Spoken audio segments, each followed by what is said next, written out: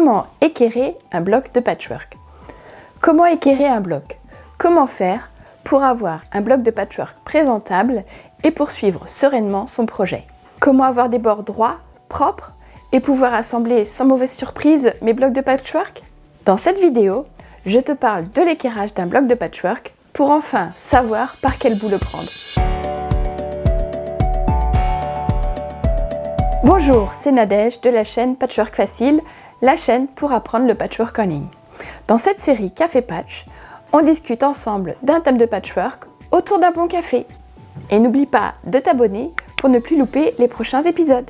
Si tu as envie de te lancer dans le patchwork, j'ai créé une mini formation gratuite de 5 jours pour t'initier à cet art fabuleux. Le lien est dans la description. Et donc aujourd'hui, je vais te parler de l'équerrage au patchwork pour t'aider à t'y retrouver lorsque tu as terminé ton bloc.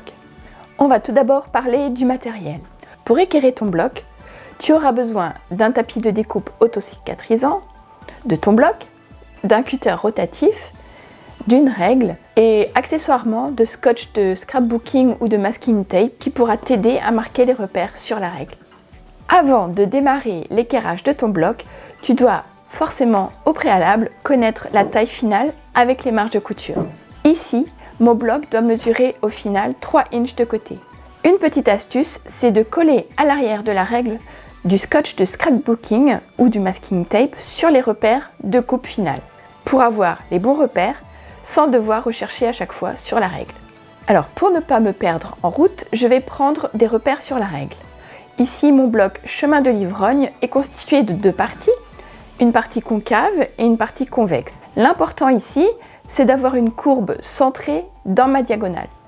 Les règles de patchwork ont souvent des repères à 45, 60 degrés, etc. Ici, cela va m'aider à positionner ma règle dans l'axe du bloc. Tout en étant bien dans l'axe de la diagonale, je positionne ma règle pour avoir un joli carré et avoir 3 inches de côté. On coupe le long de la règle avec le cutter rotatif sur 2 côtés. Lorsqu'on a réalisé cette opération une fois, on tourne le bloc pour répéter l'opération sur les 2 autres côtés. Et voilà, mon bloc de patch est équerré. Dis-moi en commentaire quelles sont tes astuces pour équerrer un bloc de patchwork. Quel est ton meilleur outil pour le faire? Merci d'avoir regardé cette vidéo jusqu'à la fin.